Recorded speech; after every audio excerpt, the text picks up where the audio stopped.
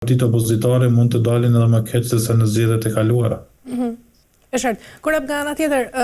sa ndikojnë të gjitha këto kriza politike dhe sidomos kjo e fundit në ekonominë por dhe investimet në Kosovë? Shiko, në një shtet I cili brenda 12 muajve nuk ka, ose më shumë se 12 muajve nuk ka arritur të ketë institucione stabile, funksionim stabil, besoj që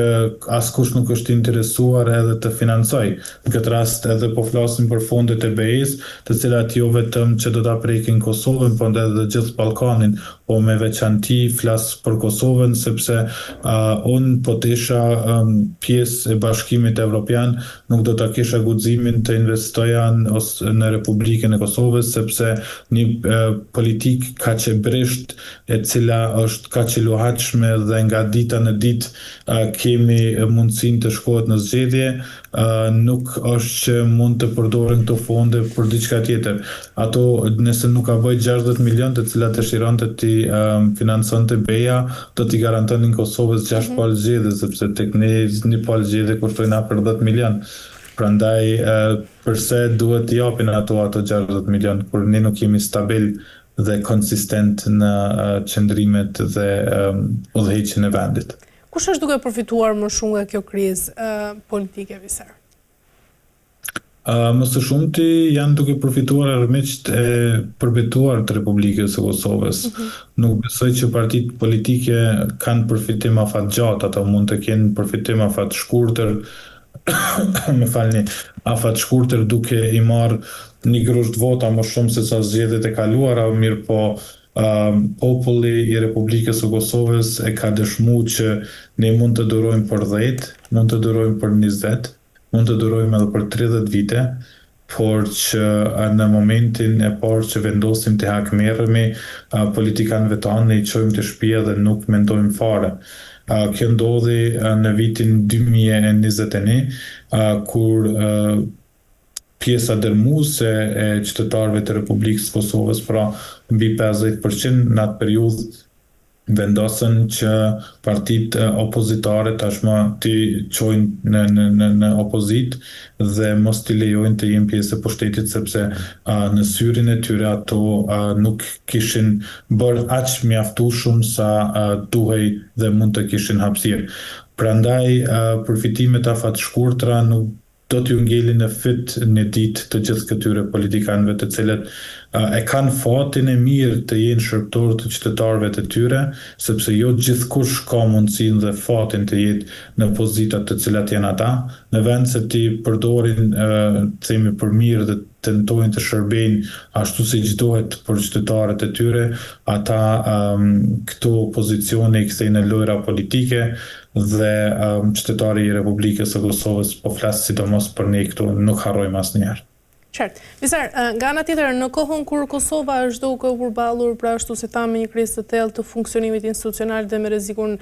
real pra të shkuarjes në zgjedhje të parakohshme, ndërkohë Serbia nga ana tjetër po vazhdon fushatën e saj të intensifikuar lobuese ndërkombëtare duke e shfrytzuar disi këtë situatë për të goditur kredibilitetin dhe kapacitetin e shtetformimit të vetë Kosovës.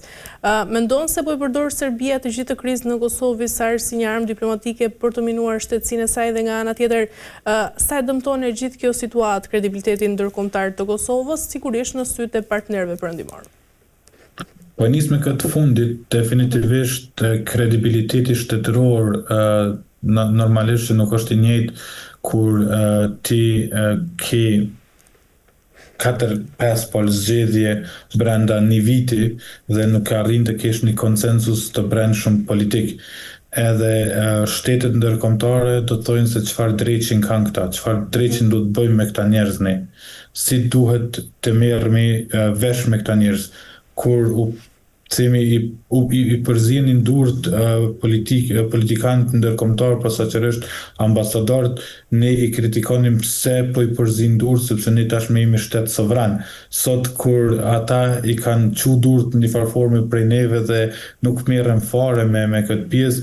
ne kërkojmë ndihmën e tyre sepse vetë nuk jemi të gatshëm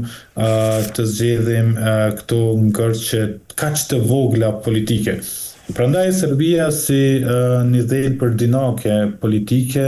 e pret me padurim këto lëvizje të gabueshme të Republikës Kosovës, edhe në aspektin ushtarak të tentoj ta themi friksoj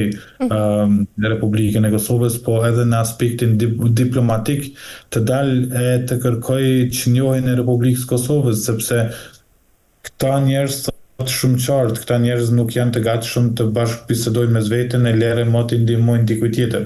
Po fati unë i madh, e kam thënë edhe një herë këtu tek ju, fati unë i madh është që ne kemi Amerikën si mburojë të jashtme, por edhe të brendshme, dhe në situata që themi kalojnë në të jashtëzakonshme në saj,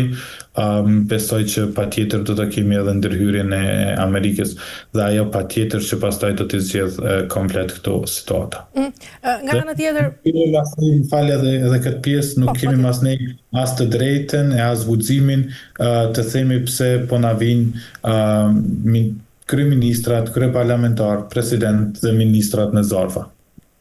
Qartë. Visar, nga ana tjetër, e gjithë kjo situatë dhe kjo krizë politike tashmë në Kosovë, sa e rrezikon rrugën euroatlantike të Kosovës?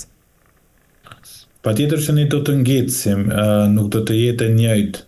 Nuk është e njëjtë Republika e Kosovës me një shtet tjetër i cili vazhdon t'i përmbush kriteret. Duke mos pas qeveri stabile, ti nuk ke as mundësi t'i përmbushësh kriteret. Po flas tu për luftën kundër korrupsionit, nepotizmin, zhvillimin ekonomik, punësimin e tjerë, pra që janë që janë kushtet bazë për themi mu antarësu në Bashkimin Evropian ose në edhe organizatat e tjera. Prandaj çdo minutë i humbur me mos formimin e institucioneve është një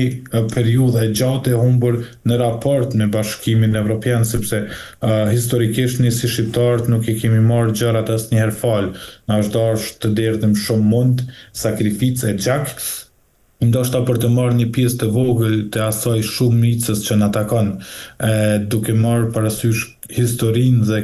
periudhat dhe situatën e të cilën ndodhemi, është vërtet e turpshme gjithë kjo që po ndodh në skenën politike kosovare. Qartë. Nga ana tjetër, Visar, e gjithë kjo kriza mund të krijojë një vakum ndoshta që do të psojë edhe pozicionin e Kosovës në dialogun që ka me Serbinë? Nuk besoj që mund të ndikoj drejt për drejt në dialog, sepse aty bëhet fjalë për dy shtete të cilat e njohin goxha mirë njëra tjetrën. Ky vakum politik mund të kadalsoj themi tema të tjera të cilat janë të rëndësishme të përfundojnë për shkak të dialogut, sepse përfundimi i dialogut me Serbinë do të thotë automatikisht edhe besoj një marrëveshje përmbyllse që ndoshta në aspektin diplomatik do t'i bënte shumë mirë Kosovës se sa Serbisë, mirë po